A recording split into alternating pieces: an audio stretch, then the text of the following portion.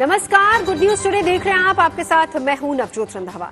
मध्य प्रदेश के बागेश्वर धाम के पंडित धीरेन्द्र शास्त्री नए मिशन पर निकल चुके हैं।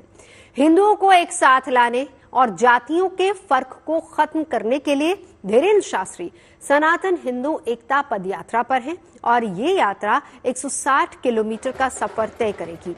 छतरपुर जिले से शुरू हुई यात्रा 9 दिन तक चलेगी। ये यात्रा ओरछा में राम राजा दरबार पर खत्म होगी और इस यात्रा को शुरू करने से पहले राष्ट्रीय ध्वज फहराया गया, फिर भगवा ध्वज फहराया गया और उसके बाद राष्ट्रगान हुआ। धीरेन्द्र शास्त्री का कहना है कि वो इस यात्रा से हिंदुओं को एक करने निकले हैं और इस यात्रा में तरह तरह के रंग भी नजर आ रहे हैं। कोई इस यात्रा में नेपाल से पहुंचा है, कोई देश के किसी और कोने से यहाँ पर इस यात्रा का हिस्सा बनने के लिए आया है। यात्रा में बागेश्वर बालाजी का रथ, बागेश्वर धाम का संकल्प रथ शामिल है। धीरेन्द्र कृष्ण शास्त्री का कहना है कि जातिगत भेदभाव को खत्म करके वो हिंदुओं को एक करने का संकल्प ले रहे हैं। बाबा बागेश्वर का ये भी कहना है कि अगर हिंदू एकजुट हो गए तो फिर राष्ट्र की प्रगति कोई नहीं रोक सकता। फिलहाल आपके सामने ये 7 तस्वीरें और ये तस्वीरें बता रही हैं कि बाबा का कारवां कैसे आगे बढ़ता जा रहा है। तो सबसे बड़ा सवाल ये है कि क्या इस पद यात्रा से हिंदू धर्म में बरसों से चला आ रहा भेदभाव खत्म होगा? इस पर हम अपने तमाम खास मेहमानों के साथ चर्चा करेंगे, लेकिन उससे पहले धीरेन्द्र शास्त्री की इस यात्रा के रंग आपको दिखाते हैं और साथ ही सुनवाते हैं क्या कहा धीरेन्द्र शास्त्री ने इस यात्रा को लेकर।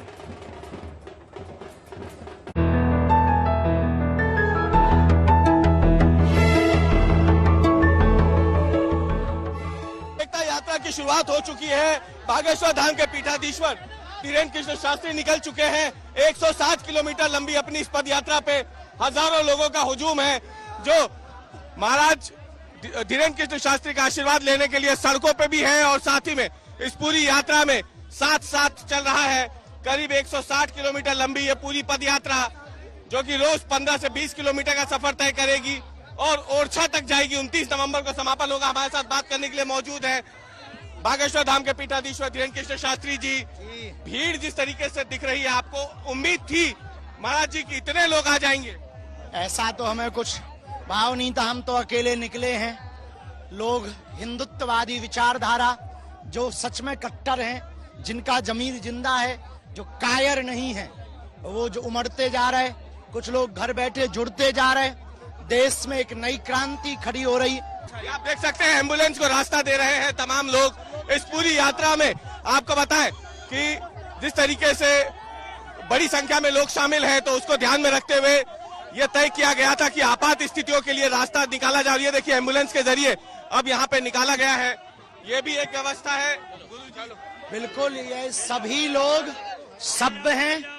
ये सब लोग तलवारों से क्रांति नहीं चाहते। ये सब लोग विचारों से क्रांति चाहते हैं। ये हिंदुत्व का उबाल है और हम चाहते हैं इस देश की हिंदुओं की एनर्जी, इस देश के हिंदुओं की ऊर्जा।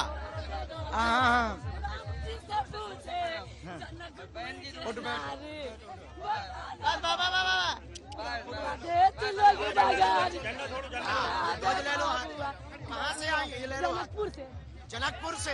नेपाल से आए हैं। वाह, कितने लोग आए हैं? 20-25 आदमी से बेसी है। सब लोग आए हैं। ये ध्वज दे दो। गुरुजी, कहाँ तक चलना है तुम्हें? गुरुजी घर में कोई उपाय नहीं है। अच्छा, 2 दिन लेके जाएंगे। ठीक है। आपका कृपा पक्का पक्का गुरुजी, हम मिलेंगे।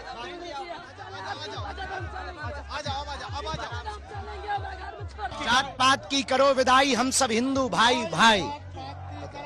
ये देखो, ये इस देश का हर आदमी बोल रहा है। इस देश में एकता की लहर आई है। इस देश में अब हिंदू जग रहा है।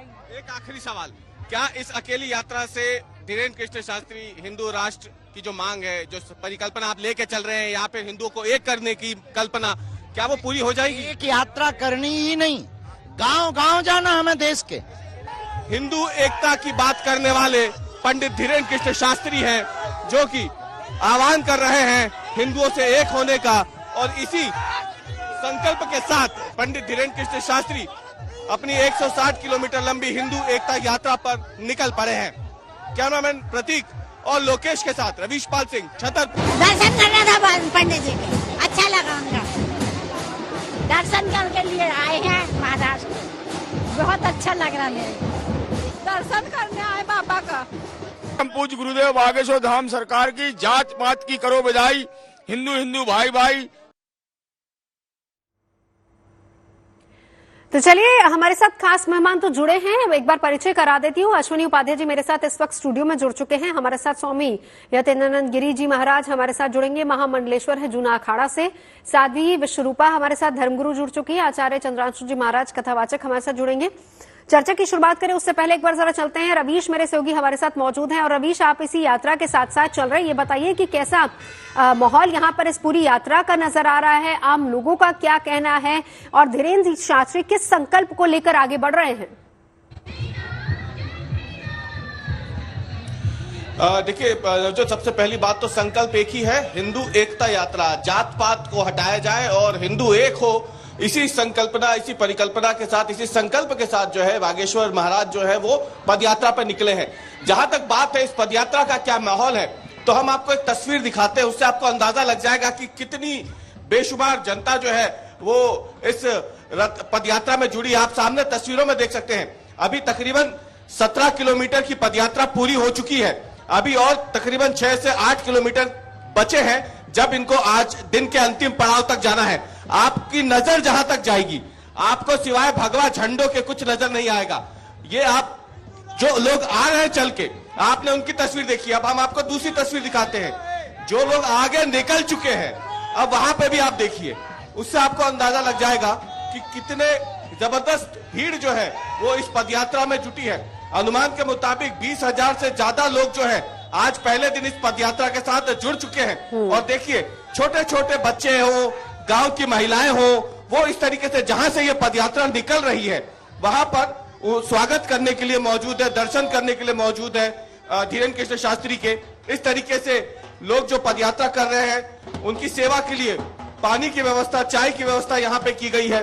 और ये तस्वीर जो है पूरे रास्ते में, पूरा 23 किलोमीटर का आज का जो सफर है, जो गड़ा गांव से शुरू हुआ है और कदारी गांव तक जाना है, जहां पे आज ये यात्री विश्राम होगा और उसके बाद वहां पे सांस्कृतिक कार्यक्रम होंगे और फिर कल ये यात्रा फिर से शुरू होगी। तो उन सब के बीच में ये तस्वीर जो है ये साफ तौर पे बताती है कि किस तरीके से लोग जुटे हैं। हम बात करने की कोशिश करते हैं, कहां से आए आप?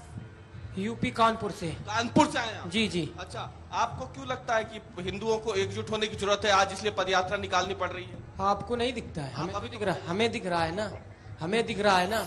हमारी बहन बेटियों पर अत्याचार हो रहा है, हमारी कोई भी यात्रा होती है फिर पथराव होता है, तो हमें लगता नहीं है कि आज हमें हिंदू राष्ट्र की जरूरत है। हम अपने ही देश में रह के हम अपना अधिकार नहीं पा रहे हैं। हमारी कल को जमीनें कब्जा हो जाएंगी, हम कहाँ जाएंगे? इसलिए हमें जागना पड़ा। अभी नहीं जागेंगे तो फिर नहीं जाग पाएंगे हम। आप कानपुर से आए हैं और आप लोग कहाँ से? आप लोग यही सेवा कर रहे हैं? आप कहाँ से आए? हम जयपुर से आए हैं, रहने वाले आजमगढ़ के हैं जी। और ये बताइए ना कि ये जो यात्रा आज निकल रही है, ये पूरे 9 दिनों तक आप साथ में रहेंगे? हाँ। अच्छा। हाँ। और क्या लग रहा है, भीड़ है यहाँ पे? लोग कितने आए हैं? बहुत लोग आए हैं, हर जगह से आए हैं, बहुत लोग आए हैं। अच्छा, आप कब से परिचय हुआ आपका बागेश्वर महाराज से? हम हो गया 2-3 साल हो गया। 2-3 साल हो गया। अच्छा, कोई मन्नत मांगी थी आपने? कोई आपकी पूरा हुई इच्छा हुई? पहले बार ही हमारे लड़के की तबीयत खराब थी, वो सही हो गया। हाँ। और ये हिंदू राष्ट्र की बात कर रहे हैं, क्या होता है हिंदू राष्ट्र? भारत हिंदू राष्ट्र बनना चाहिए। क्या होगा उससे? भारत हिंदू राष्ट्र होगा और हमारे धर्म की रक्षा होगी, हमारे धर्म की रक्षा होगी। अभी नहीं होगी? अभी कहाँ हो रही है? अभी अन्य मजहब के लोग कहीं कहीं कुछ करते हैं, कहीं कुछ कर रहे हैं। भारत हिंदू राष्ट्र होगा तो राम राज्य होगा। और ये महाराज जो यात्रा निकाल रहे हैं, इससे सहमत है? हाँ, बिल्कुल सहमत है। सही यात्रा? हाँ गुरुजी सही है। महिलाओं से भी हम बात करने की कोशिश करते हैं। नवजोत, एक बार आप बताइए, आप ये यात्रा जो निकल रही है सहमत है इससे? सही यात्रा निकल रही है? सही है। क्यों? हिंदू राष्ट्र बनाने के लिए। हाँ, हिंदू राष्ट्र बनाने के लिए सब लोग यूपी बहराइच जिला। बहराइच जी। देखिए नवजोत, हम आपको ये बता दें कि ये जो भीड़ आप देख रही है ना, इस भीड़ में बिल्कुल सिर्फ मध्य प्रदेश के लोग नहीं हैं। हाँ। ये जो आप तस्वीरों में देखिए, इसमें आपको दूर तक जो भगवा झंडे दिख रहे हैं, इसे थामे हुए, इस केसरिया ध्वज को थामे हुए न केवल मध्य प्रदेश के बल्कि उत्तर प्रदेश, राजस्थान के साथ साथ नेपाल के भी लोग शामिल हैं। 500 लोग नेपाल से आए हैं जो यहाँ पर इस पूरी पदयात्रा में 160 किलोमीटर की पदयात्रा में शामिल होंगे। रवीश, एक सवाल आपसे, आपने सही कहा नेपाल से भी लोग आए हैं, 500 लोग हैं जो कि इस यात्रा में शामिल हैं। 2 सवाल, एक तो क्या वो लोग इस पूरी यात्रा के दौरान हर दिन साथ रहेंगे या फिर उनका कुछ दिनों का कार्यक्रम, और दूसरी बात, एक दिन में कितने किलोमीटर तय करने हैं और पूरे दिन का कार्यक्रम क्या, कितने बजे शुरू होगी, कितने बजे खत्म होगी, थोड़ी सी डिटेल इसकी दे दीजिए। जी बिल्कुल, एक तो पहले बता दूं नवजोत कि ये जो नेपाल से दल आया है 500 लोगों का, ये पूरी यात्रा में साथ रहेगा और ओरछा में जब समापन होगा 29 नवंबर को, उसके बाद ही वो यहां से जाएंगे। ये पूरी यात्रा में साथ रहेंगे, ये उन्होंने सुबह साफ कर दिया था जब हमने उनसे बात की थी। दूसरी बात, जो यात्रा है ये आपको बताया नवजोत की कुल 160 किलोमीटर की है। गड़ा गांव यानी जो बागेश्वर धाम है वहां से लेके ओरछा के राम राजा मंदिर तक, इस 160 किलोमीटर की यात्रा में रोज का लक्ष्य जो निर्धारित किया गया है वो है कि करीब 15 से 17 किलोमीटर रोज चलना है। और अगर इस दूरी को तय करना है 9 दिनों के भीतर, 21 तारीख आज है, 29 नवंबर यानी 9वें दिन जो है इस यात्रा का समापन होना है, तो सुबह 8 बजे यात्रा जो है वो शुरू होगी और लक्ष्य यह है कि 2 बजे तक यात्रा जो है अपने अंतिम पड़ाव तक पहुंच जाए, जहां पे पहले दोपहर का भोजन हो, उसके बाद जो यात्री है वो विश्राम करे और शाम के समय सांस्कृतिक कार्यक्रम होंगे। उसमें अलग अलग कलाकार भी आएंगे, साधु संत आएंगे, वहां पे वो प्रवचन देंगे। जो सांस्कृतिक कार्यक्रम होंगे उसके लिए मशहूर सिंगर जैसे आज खेसरी लाल आ रहे हैं कदारी गांव में, वो शाम को यहाँ पे जो भोजपुरी के प्रसिद्ध गायक हैं वो यहाँ पे आज भजन गायन करेंगे शाम को। और ऐसे ही अलग अलग कलाकार और साधु संत जो है वो शाम को जो थके हारे श्रद्धालु होंगे उनकी सेवा यहाँ पे वो करेंगे अपने भजन के जरिए या अपने प्रवचन के जरिए। दूसरी तरफ ये यात्रा जो है रोज सुबह 8 बजे से शुरू होकर 2 बजे तक अपने पड़ाव पर जाएगी, ऐसा अभी तय किया गया है। लेकिन आज पहला दिन था तो आज देर हो गई है, आज थोड़ी देर हो गई है, थोड़ी देर से शुरू हुई यात्रा, लेकिन लोगों के उत्साह में कोई कमी यहाँ दिख नहीं रही है। बिल्कुल लौटूंगी रवीश आपके पास। रवीश, लगातार इस यात्रा में साथ ही साथ चल रहे हैं, खास मेहमान लगातार हमारे साथ जुड़े हुए हैं। अश्विनी जी, शुरुआत आपसे करते हुए, देखिए बांटने काटने के दौर में जब जोड़ने की बात होती है, अश्विनी जी आप तो वकील भी हैं और आपको तो न्योता भी आया इस यात्रा से। पहली बात तो कि आप जाएंगे, कार्यक्रम आपका क्या, ये भी जानेंगे। ये बातें कितनी प्रैक्टिकल नजर आती है और कितनी जरूरत है एक्चुअल हमारे समाज को? देखिए, बटेंगे तो कटेंगे, ये कड़वी सच्चाई है। जहां जहां घटे वहां वहां कटे, ये भी कड़वी सच्चाई है। और एक रहेंगे तो सेफ रहेंगे, ये भी कड़वी सच्चाई है। जहां तक इस यात्रा की बात है, भाई बड़ी सीधी सी बात है, 1500 साल पहले कोई जाति होती नहीं थी। आप मुझे बताइए, चंद्रगुप्त तक कौन सी कास्ट होती थी? कोई कास्ट नहीं होती। हमारे देश में तो केवल क्लास थी, 4 क्लास थी, जो कार्य के आधार पर चारों हो जाता था। और कितने ऐसे हजारों एग्जाम्पल हैं कि ब्राह्मण परिवार में बच्चा पैदा हुआ, बाद में वो कर्म उसका छत्री वाला था, उसका छत्री की पहचान हो गई। छत्री परिवार में पैदा हुआ, कर्म उसके वैश्य वाले थे, वो वैश्य कहलाया। उदाहरण के लिए, एक तरफ भीष्म पितामह अपने छत्री कहलाते हैं, वहीं वेद व्यास जी जो है वो ब्राह्मण कहलाते हैं। ऐसे कंस, पहचान उसकी सूतपुत्र की थी, लेकिन उसने राज किया तो उसकी पहचान छत्री की हो गई, अंग देश का राजा बना। ऐसे अनेकों एग्जाम्पल हैं। एकलव्य, उसके पिताजी चीफ ऑफ आर्मी स्टाफ हुआ करते थे, एक देश के मुख्य सेनापति हुआ करते थे। हमारे देश में कोई भेदभाव नहीं था। ये जो कास्टिज्म आया है क्रिश्चियनिटी के बाद आया है। ये जो भेदभाव का कॉन्सेप्ट मात्र 1500 साल पुराना है, नहीं तो सब फ्लेक्सिबल थे। शांतनु जी ने सत्यवती जी से शादी किया था। शांतनु छत्री परिवार के थे और जो सत्यवती थी वो एक नाविक परिवार की थी, मल्लाह परिवार की थी। और बाद में रानी सत्यवती ने पूरे देश पर राज किया। आप अगर हमारे ऋषियों मुनियों को उठाइए, चाहे वो ऋषि भारद्वाज हैं, चाहे महर्षि वशिष्ठ हों, चाहे गौतम जी हों, चाहे वो दत्तात्रेय जी हों, जितने हमारे ऋषि मुनि हैं, किसी की माता दलित हैं, किसी के पिता दलित हैं, किसी की माता छत्री हैं, किसी के पिता जो है छत्री हैं, सब अलग अलग है। ऐसा कुछ नहीं है। पहले एकदम मिक्सिंग हुआ करती थी और पहले जो शादी विवाह था वो चारों में बहुत इंटरकास्ट हुआ करता था, कोई भेदभाव नहीं था। ये 1500 साल पुराना। अब सवाल यह है कि हमें बांटा किसने? सबसे ज्यादा हमें बांटा है ओट जीवी नोट जीवी नेताओं ने जातियों के आधार पर। उसके बाद ओट जीवी नोट जीवी नेताओं ने हमें भाषा के आधार पर बांट दिया। ओट जीवी नोट जीवी नेताओं ने हमें क्षेत्र के आधार पर बांट दिया। फिर बचा खुसा रहा तो दलित बनाम सवर्ण कर दिया, अगड़ा बनाम पिछड़ा कर दिया। भाषा के आधार पर हिंदू और तमिल को बांट दिया। भाई ये हिंदू, ये हिंदी भाषी है, तमिल भाषी है। जबकि सच्चाई ये है कि छत्रपति शिवाजी महाराज ने महाराष्ट्र में रोक दिया, नहीं तो ये मुगल तमिलनाडु तक पहुंच गए होते। आज उत्तर भारत दक्षिण भारत की संस्कृति में जो अंतर है वो केवल और केवल इसलिए है कि छत्रपति शिवाजी महाराज ने मुगलों को वहां आगे नहीं पहुंचने दिया। तो इसीलिए समाज को एक करने के लिए यात्राएं निकाली जाती हैं। स्वामी यतीन्द्र गिरि जी, अब मैं सवाल आपसे करना चाहूंगी, धर्म गुरु अगर चाहे तो क्या जात पात का फर्क समाज से मिटाया जा सकता है? ये यात्रा जो शुरू हुई है, संकल्प धीरेन्द्र शास्त्री का यही है कि समाज को एक करना है, समाज एक है और जात पात के धर्म को पूरी तरह से मिटाना है। स्वामी जी। नवजोत जी, आपको मेरी बहुत बहुत शुभकामना पहले तो। और देखिए, जो जातियों की जो बात हो रही है, तो जाति हमारे यहाँ ना पौराणिक है, ना ऐतिहासिक है, ना शास्त्रोक्त है।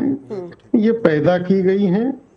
और विशेषकर जो ब्रिटिश भारत आए, जिन्होंने डू एंड डिवाइड रूल की यहाँ स्थापना की कि समाज को आपस में बांटो, आपस में लड़ाओ और राज करो, तो ये जातियां भी वहां से निकली हैं।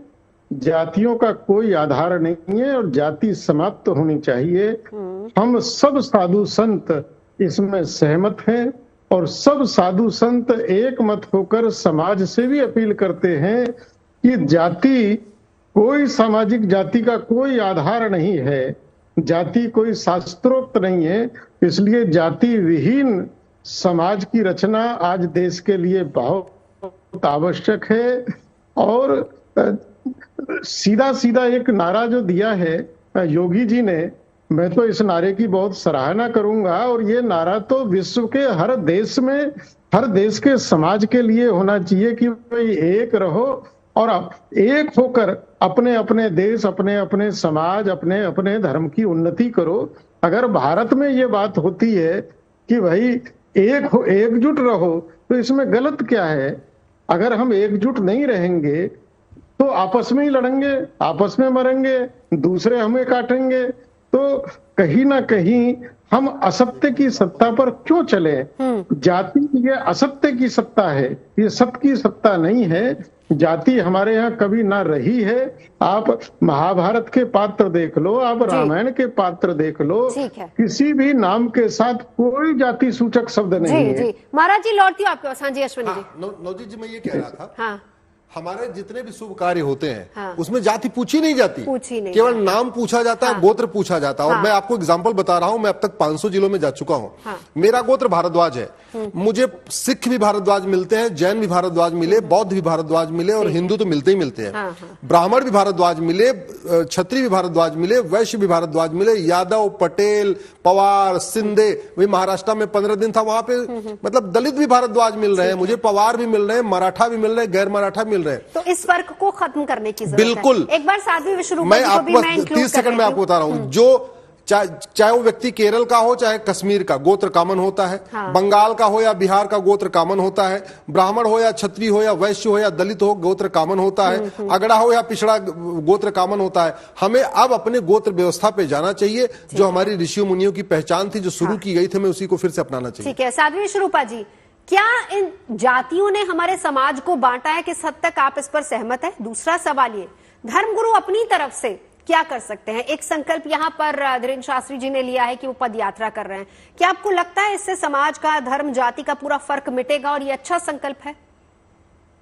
जी, मैं अकेला ही चला था। सनातन के ध्वज को लेकर लोग साथ आते गए और कारवां जुड़ता गया। अभी तो ये पहला दिन है, अभी तो 9 दिन की यात्रा बाकी है। तो बिल्कुल ये सैलाब आप देखेंगे, ये हिंदुओं की जो जागृति है आप देखेंगे।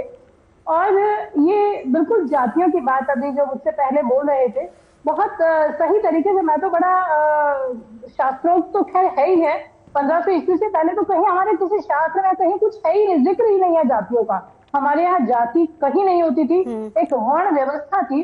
और आप आज की मैं बात करती हूँ, जिस परिवेश की जो जनमानस में हम रहते हैं, गाँव की अगर हम बात करेंगे, तो जो नाई होता है वो सबसे शुभ माना जाता है। वो सबके यहाँ बुलावा देने के लिए जाता है, वो कार्ड का काम करता है। जो कुम्हार होता है वो चाक पूजता है। जो शूद्र होता है वो वहां जो भी बारात आ रही होती है तो उनके वहां पे खाट वाट बिछाने का कार्य करता है। तो यहाँ पे छुआछूत और वर्ण जाति की तो कहीं हमारे यहाँ बात आज भी नहीं है, आज भी नहीं है। अगर कोई राम मंदिर जा रहा है, कोई काशी विश्वनाथ जा रहा है, मेरे हिसाब से तो मुझे वहाँ नाम लिख के नहीं पूछा जाता आप किस जाति के किस वर्ण के, तभी आप दर्शन कर सकते हैं। हाँ। परंतु ये डिवाइड और रूल, डिवाइड एंड रूल का जाति का सीधे तौर पर मतलब डिवाइड एंड रूल। मैं लौटूंगी एक बार चंद्रांशु जी महाराज आपके पास आते हुए। आप प्रभु श्री राम की नगरी अयोध्या से आते हैं और जब भी आप आते हैं आपसे कुछ ना कुछ जिक्र हम प्रभु श्री राम का जरूर करते हैं। एक वो था सतयुग जब राम राज्य हुआ करता था, एक राम ने समाज को बनाया था, यात्रा वो जिसमें सारे समाज को जोड़ा गया था। क्या आज उन आदर्शों की जरूरत है? आप उन यात्राओं को इन यात्राओं से किस तरीके से कंपेयर करते हैं? क्या वाकई आज की तारीख में यात्राओं की जरूरत है समाज को जोड़ने के लिए? बहुत बहुत धन्यवाद नवजोत जी। मैं सभी लोगों को सुन ही रहा हूँ। वास्तव में यही समय है सबको एक साथ जोड़ने की, क्योंकि भगवान राम के समय में वही कालखंड था। लगभग 300-350 मीटर की दूरी होगा, किलोमीटर करीब यहाँ से बक्सर की दूरी होगी। यहाँ पर ताड़का का छावनी था और मारी सुबह उसके सहायक थे। वहां नासिक में भी उसका अपना सुरपड़खा और खरदूषण के साथ में यहाँ तक कब्जा करके रखा था और उसे मुक्ति दिलाने के लिए भगवान राम ने यात्रा करी। सीता जी का एक बहाना माध्यम बनाया और रावण के कुल खानदान आतंकवादी का संहार कर दिया था। तो मुझको लगता है इसी समय जरूरत है। एक महत्वपूर्ण बात जो हमको इस समय करना चाहिए, हम सभी लोगों को सुने, ये सच बात है। ये समय ऐसा है कि जाति पात पूछे नहीं कोई, हरिका भजे सो हरिका हुई। हमारे ऋषि मुनियों ने पहले से ये सूत्र दे करके रखा है कि उत्तिष्ठत जागृत प्राप्य वरान्य बोधत। ऋषि मुनियों ने कहा उठो जागो और अपने अभीष्ट को प्राप्त करो। अभीष्ट इस समय का क्या है?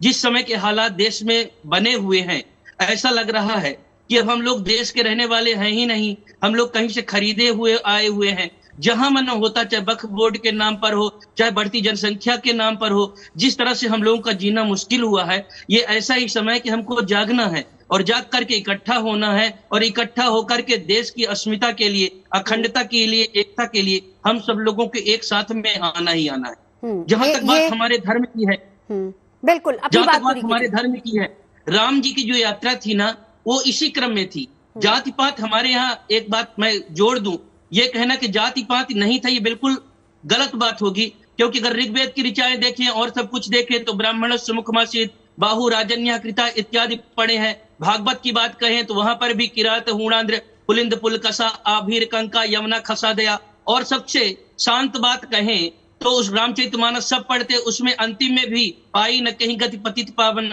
राम भज सुनि सठ मना गनिका अजामिल व्याध गीत। तो मैं ये कहता हूं कि जातियां आज से नहीं अनाज से थी। हाँ, इतनी बात जरूर है कि जातिवाद यहाँ पर कभी नहीं था। नहीं तो फिर फर्क कैसे आया?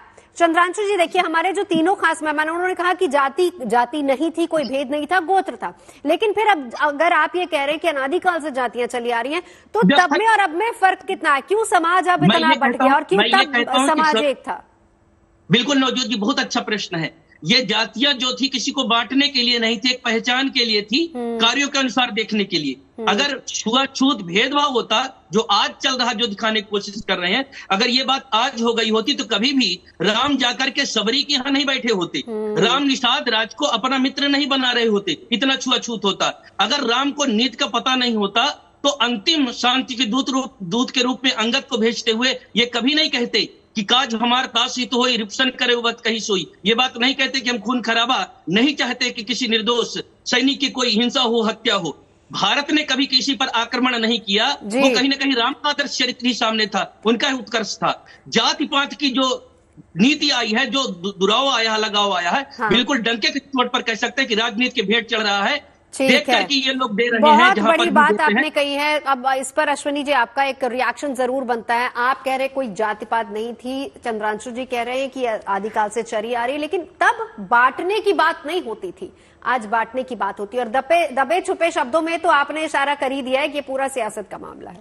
नहीं, बहुत सीधी सी बात है। अदरवाइज उत्तरकांड में जहां पे रामराज्य की चर्चा होती है, नए दरिद्र को दुखी न दीना, नए कहे अबुध न लक्षण हीना, यानी सब पढ़े लिखे हैं। और मैं आपको दो बातें जरूर बताऊंगा आज यहाँ पे। मानव इतिहास में सबसे पहले यूनिफॉर्म एजुकेशन सिस्टम भगवान राम के पूर्वज राजा रघु ने शुरू किया और उन्होंने ये सुनिश्चित किया कि गरीब हिंदू ब्राह्मण होगा या क्षत्रिय, वैश्य होगा या दलित, गरीब हो या अमीर, सभी बच्चे एक साथ एक स्कूल में पढ़ेंगे, एक ही गुरुकुल में पढ़ेंगे। और उसका परिणाम ये हुआ कि राजा दशरथ जो राजकुमार थे और सुमंत जो बाकायदा एक सेवक परिवार से थे, दोनों एक ही साथ गुरुकुल पढ़े। बाद में दशरथ जी ने सुमंत को अपना मंत्री बना लिया। अगर केवल छत्री ही मंत्री बना करते तो सुमंत कभी मंत्री नहीं बन पाते। दूसरा इसका एग्जाम्पल है भगवान राम और निषाद राज की दोस्ती। तीसरा इसका एग्जाम्पल है कृष्ण और सुदामा एक ही स्कूल में पढ़ते थे। तो जो हम राम राज्य की बात करते हैं तो पहला तो राम राज्य में समान शिक्षा थी, कोई भेदभाव नहीं था। और दूसरा, मानव इतिहास में सबसे पहले यूनिफॉर्म सिविल कोड भगवान श्री राम ने लागू किया। ठीक है, उसके तो पहले एक पति एक पत्नी का नियम सबसे पहले मानव इतिहास में भगवान श्री राम लागू किया और उसको खुद फॉलो किया। भगवान राम ने एक विवाह किया, लक्ष्मण जी ने एक विवाह किया, भरत जी ने एक विवाह किया, शत्रुघ्न जी ने एक विवाह किया। जनसंख्या पॉपुलेशन कंट्रोल पॉलिसी सबसे पहले भगवान श्री राम ने लागू किया। भगवान श्री राम के 2 बच्चे, लक्ष्मण जी के 2 बच्चे, भरत जी के 2 बच्चे, शत्रुघ्न जी के 2 बच्चे। हम उसी को कंपेयर करते हैं ना अश्विनी जी, धीरेन्द्र शास्त्री की पदयात्रा और सवाल इसी पर, क्या पदयात्रा से मिटेंगे भेदभाव? स्वामी यतीन्द्र जी आपके पास आते हुए, क्योंकि चंद्रांशु जी महाराज ने देखिए एक बात तो बहुत वैलिड पॉइंट उठाया है कि जातियां थी लेकिन इस तरीके से बंटवारा नहीं हुआ था कि हर कोई अपना हित साध रहा है। यहाँ पर कितना गहरा है ये जातियों का, अगर मैं बात करूं हमारे देश में इस वक्त कितनी गहरी हो चुकी है। और दूसरी बात ये कि कैसे इस फर्क को मिटाया जा सकता है, कौन इस पर इनिशिएटिव लेगा? नवजोत की जातियां जो हैं, हाँ, जाति यानी कर्म। कोई कपड़ा धो रहा है तो धोबी कहने लगे, कोई बुन रहा है तो जुलाया कहने लगे, सील रहा है तो दर्जी कहने लगे, लोहे का काम लोहार करता है, सोने का काम सुनार करता है। और ये केवल भारत नहीं, पूरी दुनिया में था। अगर हम फारस में जाएं तो बाटली वाला, दारू वाला, यूरोप में जाएं तो शू मेकर, कारपेंटर, पेंटर, ये टाइटल आज भी चलते हैं। टेलर आज भी टाइटल चलता है। तो ये कर्म था। मान लो कोई आज दर्जी है तो कोई आवश्यक नहीं है कि उसका लड़का भी दर्जी हो सकता है उसका लड़का कोई दूसरा कारोबार करने लगे, वो पढ़ाने लगे तो वो शिक्षक कहलाएगा, उसका लड़का मिठाई बनाने लगे तो हलवाई कहलाएगा। तो जाति कोई स्थायी चीज नहीं थी, तो जिसको हम एक स्थायी चीज मान लें। जाति केवल एक कर्म था। व्यक्ति जो कर्म करता था उस कर्म से उसकी पहचान हो जाती थी। लेकिन आज की अंग्रेजों ने इसमें भेदभाव पैदा किया और आज की जो वोट की राजनीति है ये चाहती है कि समाज को हम बांटें, समाज को आपस में लड़ाएं और बिखरा हुआ समाज रहे, लड़ता समाज रहे तो हम राज करें। स्वामी जी, तो अश्विनी जी भी यही बात कह रहे हैं। आप सब लोग इस बात पे एकमत तो हो रहे हैं कि यहाँ पर जातियों के भेदभाव की शुरुआत अंग्रेजों ने की, लेकिन हमने उनकी मुखालफत की, हमने अंग्रेजों को तो भेज दिया। लेकिन उस कंसेप्ट को यहाँ पर इतना ज्यादा वो गहरा हो गया हमारे समाज में कि आज सियासत भी उसी तरीके से चलती है। तो नवजोत जी, आज उसी को बिठाने के लिए आज हमारे धीरेन्द्र शास्त्री जी पदयात्रा कर रहे हैं। और आज हमारे सब साधु संत, क्योंकि उनको अनुभव हुआ कि ये बीमारी, ये नासूर बहुत ज्यादा हो गया, ये कैंसर की तरह फैल गई है, तो इसका उपाय होना बहुत आवश्यक है। और इस जाति के कैंसर को अब मिटाना बहुत आवश्यक है, क्योंकि इससे समाज के अंदर एकजुटता नहीं हो रही, भेदभाव पैदा हो रहा है। इसका नुकसान देश को, समाज को, सबको हो रहा है। सबको हो रहा है। एक मिनट अश्विनी जी, इसका एक देखिए संतों की, बिल्कुल मैं लौटूंगी स्वामी जी। अब धीरेन्द्र शास्त्री ने एक पहल की, उन्होंने कहा कि मैं ये यात्रा इसलिए कर रहा हूं ताकि ये पूरा भेदभाव हम मिटाएं। लेकिन इसके अलावा और क्या क्या इनिशिएटिव जो सरकार को अपनी तरफ से उठाने चाहिए, जिसको लेकर आप भी काम कर रहे हो, उस पर भी बात रखिए। मैंने भारत में ये भेदभाव खत्म हो और दोबारा फिर से यहाँ पे एक भारत श्रेष्ठ भारत बने, इसके लिए बहुत सारी पीएल किया है। नवजोत जी, सबसे पहले भारत में यूनिफॉर्म एजुकेशन सिस्टम लागू करना पड़ेगा, समान शिक्षा लागू करना पड़ेगा। जब तक भारत में कांस्टेबल और कप्तान का बच्चा एक साथ नहीं पढ़ेगा, क्लर्क और कलेक्टर का बच्चा एक साथ नहीं पढ़ेगा, शिक्षक और शिक्षा मंत्री का बच्चा एक स्कूल में नहीं पढ़ेगा, मजदूर और मालिक का बच्चा एक साथ एक स्कूल में नहीं पढ़ेगा, सबकी एक किताब नहीं होगी, यानी जब तक one nation one education board नहीं होगा, वन नेशन वन सिलेबस नहीं होगा, वन नेशन वन करिकुलम नहीं होगा, तब तक ये छुआछूत और ये भेदभाव बना रहेगा। बहुत लंबे समय से पेंडिंग, अभी हाल फिलहाल में न्यू एजुकेशन पॉलिसी भी आई, क्या उसमें कुछ चीजें आप इंक्लूड करवा? उसमें काफी बदलाव आया है, काफी चीजें इंप्लीमेंट हुई हैं। हमने जो बेसिकली अगर हम चाहते हैं ना, तो सबसे पहले हमें गुलामी के नियम कानून खत्म करने पड़ेंगे। अगर हम चाहते हैं कि ये समता, समानता, समरसता आए और ये खत्म हो, तो सबसे पहले गुलामी की शिक्षा बदलना पड़ेगा। ये जो 1929 में सीबीएसई बोर्ड बनाया था अंग्रेजों ने, इसकी बजाय हमें नया भारतीय शिक्षा बोर्ड बनाना पड़ेगा, गुलामी के इतिहास को ठीक करना पड़ेगा, क्योंकि झूठा इतिहास जो पढ़ाया जाता है उसमें ये बता देते हैं कि नहीं एकलव्य को तो इसलिए अंगूठा काट लिया, दलित था। अरे भैया वो दुश्मन देश के मुख्य सेनापति का लड़का था। द्रोणाचार्य जी इस बात से परेशान थे कि यार इसके टक्कर के हमारी सेना में कोई है ही नहीं है। तो स्वाभाविक सी बात है, अगर भारत के चीफ मुख्य सेनापति को पता चले कि पाकिस्तान की सेना में एक ऐसा लड़ाका है जिसका हमारे पास कोई तोड़ नहीं है, तो भी कोई न कोई योजना बनाएंगे। तो जो झूठा इतिहास पढ़ाया जा रहा है बदलना पड़ेगा, ये गुलामी की पुलिस व्यवस्था बदलनी पड़ेगी, ये गुलामी की चिकित्सा व्यवस्था बदलनी पड़ेगी, गुलामी की न्यायिक व्यवस्था बदलनी पड़ेगी। देखिए दो फाड़ होता कैसे, गांव में एक दबंग एक गरीब की जमीन पे कब्जा कर लेता है, उसके बाद गांव दो फाड़ हो जाता है। अब वो मुकदमा 40 साल चलता है तो गांव दो फाड़ 40 साल तक रहता है। तो यात्रा बहुत अच्छा है, लेकिन जब तक आप भारत में जस्टिस विद इन ये लागू नहीं करेंगे, जब तक आप भ्रष्टाचार खत्म नहीं करेंगे, गांव में जो दो फाड़ होता है, जो हमेशा भ्रष्टाचार का फायदा दबंग को मिलता है, दबंग झूठी एफआईआर करवा देगा, दबंग झूठे गवाह खड़ा कर लेगा, दबंग जमीन पे कब्जा कर लेगा, दबंग गरीब के जो है मकान पे कब्जा कर लेगा, उसके व्यापार पे कब्जा कर लेगा। तो इन सब चीजों के लिए जरूरी है कि भारत में अवैध निर्माण के खिलाफ कठोर कानून हो। जो हमें काटा जा रहा है, बांटा जा रहा है, खासतौर पे भाई पर डे 10,000 हिंदुओं का धर्मांतरण हो रहा है, 6 करोड़ घुसपैठी आके बैठे हुए, 90,000 बच्चे रोज पे जनसंख्या विस्फोट बढ़ रहा है। एक सबसे बड़ा ड्रग आज की डेट में नवजोत जी स्कूल कॉलेजेस में ड्रग फैला के हिंदुओं को नपुंसक बनाया जा रहा है, उनको पॉर्न एडिक्ट बनाया जा रहा है। और आपका मैं पंजाब का एग्जांपल देता हूँ, बड़ी जिम्मेदारी के साथ। तमाम लोग ही आते हैं उसमें तमाम, मैं इस पर आऊंगी, इस वाले मुद्दे पे पंजाब में 25% कन्वर्ट हो गया, और पंजाब को जो कन्वर्ट किया है केवल और केवल ड्रग के माध्यम से कन्वर्ट किया। लेकिन इसमें सर इच्छा शक्ति भी तो बहुत जरूरी है ना, आज इच्छा शक्ति बहुत जरूरी है ना। आपकी एक लड़ाई देखिए, धीरेन्द्र शास्त्री जो है वो अपना फर्ज निभा रहा है, वो यात्रा कर रहे समाज को जोड़ने की, आप भी अपनी तरफ से कानूनी लड़ाई इसी को लेकर कर रहे हैं ना, ताकि समाज को जोड़ा जा सके। इच्छा शक्ति बहुत जरूरी है। साध्वी विश्वरूपा जी, ये भी बहुत इंपॉर्टेंट है। अगर संतों की तरफ से प्रयास होता है, या फिर हम कहें कि अश्विनी उपाध्याय जैसे तमाम लोग हैं जो अपनी तरफ से कानूनी पहलुओं पर भी विचार करते हैं, उस पर भी बात कर रहे हैं, लेकिन इच्छा शक्ति बहुत जरूरी है, ये पॉइंट भी इंपॉर्टेंट है। बिल्कुल नवजोत जी, आप सुनिए, जैसे गुलामी की हम बात कर रहे थे, आज भी हमारे पूरे भारतवर्ष में जब फोन होता है तो सबसे पहले फोन उठाते हैं, हम हेलो बोलते हैं। आज भी हम इतने गुलाम हैं कि हम राम राम या शिव शिव करते हुए थोड़ा सा अजीब लगता है, हेलो ही बोलते हैं। तो मानसिक रूप से, शारीरिक रूप से आज अगर समाज में कोई बच्चा निकल भी रहा है, अगर चलिए मैं इस मुद्दे की बात पर आती हूँ कि जो महाराज जी ने एक यात्रा निकाली है, ये बहुत जरूरी थी इस समय पे, क्योंकि आप देख रहे हैं कि हिंदुओं पे जगह जगह बहुत अत्याचार हो रहे हैं। बाहर की बात तो छोड़िए, यहीं पर बहुत अत्याचार हो रहे हैं। अभी एक टीवी पर चैनल पर मैं बता रही थी, फिर मैं एक बात कहना चाहूंगी, यहाँ पर एकता बहुत जरूरी है। ये जात पात को हटाने के लिए एकता बहुत जरूरी है। जब देश आजाद हुआ था तो भारतीय सेना में अलग अलग बटालियन बनी थी, एक मुस्लिम बटालियन थी, एक सिख बटालियन थी, अलग अलग थी। तो 1965 में जब भारत का युद्ध हुआ, भारत और पाकिस्तान का युद्ध हुआ, तो मुस्लिम बटालियन जो भारत में थी उसने वहां लड़ने को मना कर दिया गया। तो आज वही स्थिति है कि हमें एक होना पड़ेगा। जी, मैं लौटती हूँ आपके पास एक बार जरा।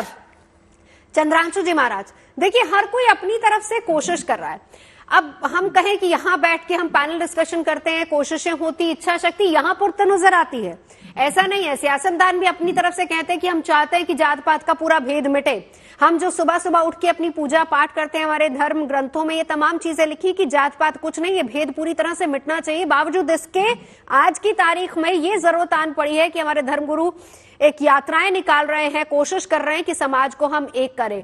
कहां पर आपको लैकिंग पॉइंट लगता है, कहां पर कमी लग रही है, क्यों ये जो बंटवारा है बहुत ज्यादा होता जा रहा है?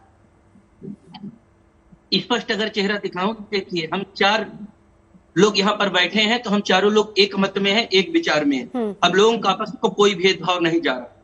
जहां तक बात कौन लोग हैं, जिन लोगों सियासतदानों की आपने बात किया, तो कभी आप तो धार्मिक पूरा चलाती हैं, परंतु और आज तक और जितने आप चैनल उनको दिखवा लीजिए, एक आंकड़ा मंगवा लें, ये लोग जितने भी राजनीतिक लोग हैं, जब भी किसी को टिकट देते हैं, प्रत्याशी घोषित करते हैं, तो जात का समीकरण निकाल करके देते हैं।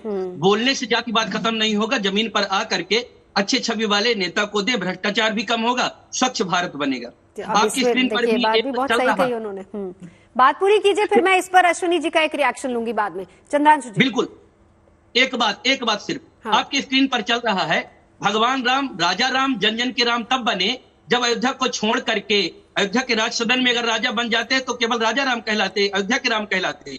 पर जब वो दंडकारण्य में गए, असुरों को मारा, बानर भालू हर वर्ग के लोगों से निषाद राज भीलनी सबको अपनाया, तो वहां पर ऋषि मुनियों ने भगवान राम को कहा, वयम ते भवता रक्षा भवद विषय वासिना नगरस्थो वनस्थो व त्वमनो राजा जनेश्वरा, आप प्राणी मात्र के जन जन के राजा हो गए हैं। तो जो मेरी मूलभूत अवधारणा थी, आज तो इतना कहेंगे कि धीरेन्द्र शास्त्री जी को बहुत बहुत धन्यवाद जाता है, उनकी यात्रा सफल, उसकी शुभकामना देते हैं, क्योंकि हमारे ऋषियों मुनियों ने यही अवधारणा के साथ चरैवेति कहा था कि चलते रहो, जैसे सूरज निरंतर चलता रहता, चांद चलता रहता, नदियां बहती रहती हैं, स्वच्छ रहते हैं, ऐसे हमारे यहाँ का सूत्र था, संगच्छध्वम संबद्धध्वम संभव मनांसि जानताम देवा भागम यथा पूर्वे संजना नाम उपासते। सबको साथ में लेकर के चलना है और चलते रहना है। इससे हम सब लोग एक साथ इकट्ठा होकर के और कहीं ना कहीं अच्छे कामों के प्रति अग्रसर होंगे। किसी को डराने धमकाने के लिए नहीं कर रहे हैं। हमारी ऋषि मुनियों की जो भाषा थी, पूर्व प्राचीन परंपरा थी, और जिसके लिए मर्यादा पुरुषोत्तम भगवान राम भी अयोध्या से निकल करके पहले बक्सर, जनकपुर तक, नेपाल तक गए और फिर रामेश्वरम से लंका तक पहुंचे थे। कहीं ना कहीं वो चलने का ही परिणाम था कि राजा राम बन करके आए। अगर विश्व गुरु भारत था, हम सब एक थे। रामराज की बात जो अश्विनी जी ने किया था, हम सब लोग एक कैसे होंगे? वो रामराज की परिकल्पना सबको, हर वर्ग के, हर जाति के, हर मजहब, हर पंथ के लोगों को लेकर के एक समदृष्टि रख करके सबको जोड़ने का काम करती थी। सबको उन्होंने राम जी अपने साथ जोड़ा था।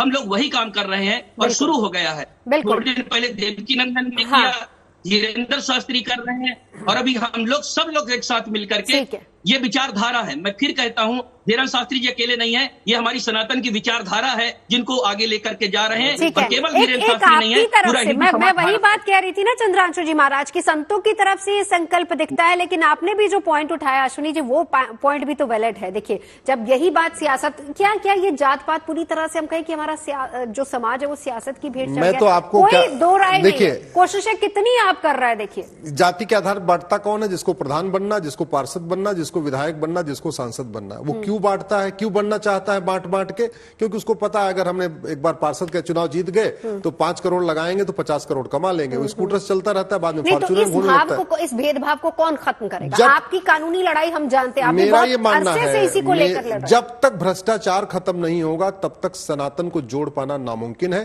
50 परिवार हैं जिन्होंने सनातन को अगड़े पिछड़े जाति भाषा क्षेत्र के आधार पर बांट रखा है। 2-3 परिवार आपका उत्तर प्रदेश में है, एक परिवार दिल्ली में बैठा हुआ है, 2 परिवार आपके, 3 परिवार हरियाणा में है, 2 परिवार आपके पंजाब में है, 2 परिवार आपके कश्मीर में, 2 परिवार झारखंड में, 2 परिवार आपका तमिलनाडु में। आप अगर कुल मिला के देखिए तो 50 पॉलिटिकल परिवार हैं जिन्होंने सनातन धर्म को जाति भाषा क्षेत्र के आधार पर बांट रखा है। और ये कोई 10,000 करोड़ का मालिक है, कोई 5,000 करोड़ का मालिक है।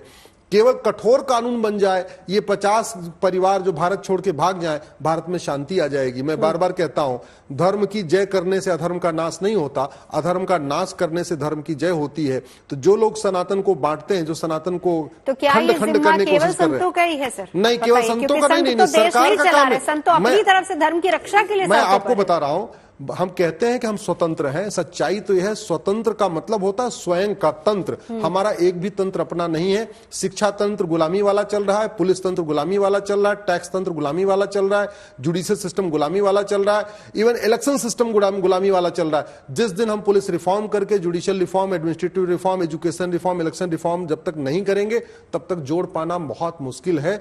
भ्रष्टाचार ही है जो हमें बांट रहा है। नेता बनने के लिए, ठेका लेने के लिए, उस करने के लिए, वो करने के लिए लोग बांट रहे हैं। और वो बांट इसलिए रहे हैं क्योंकि सत्ता में मलाई बहुत है। जब तक ये मलाई नहीं बंद होगी तब तक लोग बांटना नहीं बंद करेंगे। तो फिर स्वामी जी, आपके पास आना चाहूंगी। तो देखिए, यहाँ पर आप कोशिशें आप तमाम कर ले, लेकिन स्वामी जी यहाँ पर आपकी लड़ाई सियासतदानों के साथ भी है। आपकी कोशिश है, आप सड़कों पर जाएं, आप प्रवचन दें, आप लोगों को जोड़ने की कोशिश करें। चंद्रांशु जी महाराज बहुत अच्छे से हर बार जब भी आते हैं यहाँ पर इस मंच पे बहुत अच्छी कथाएं भी सुना के जाते हैं, बहुत अच्छी बातें करते हैं। आप लोग भी कोशिशें आपकी यही है कि समाज को जोड़ना, धीरेन्द्र शास्त्री की भी कोशिश यही है, लेकिन आपकी टक्कर सियासतदानों से भी है सर। भाई हमारे साधु बस एक मिनट, साधु महात्मा धर्म की जय कर सकते हैं, अधर्म का नाश तो सरकार को कानून बना के ही करना पड़ेगा। लेकिन उनकी कोशिश भी तभी कामयाब होगी ना जब वो साथ देंगे। स्वामी जी देखिए, आज साधु समाज खड़े हुए हैं और साधु समाज के साथ अब समाज भी खड़ा होगा, और जब सब लोग खड़े होंगे तो ये प्रजातंत्र है। प्रजातंत्र में यथा प्रजा तथा राजा, प्रजा जैसी होगी राजा को वैसा होना पड़ेगा। आज अगर जागरण की आवश्यकता है तो प्रजा के अंदर जागरण की आवश्यकता है। प्रजा अगर सशक्त होकर खड़ी हो गई तो राजा को मजबूरी में वो करना पड़ेगा जो प्रजा चाहती है। और प्रजा को जोड़ने का काम आप कर रहे हैं, कोशिश ये हो रही है। स्वामी जी वक्त की कमी है, बहुत बहुत शुक्रिया तमाम खास मेहमानों का हमारे साथ यहाँ पर जुड़ने के लिए।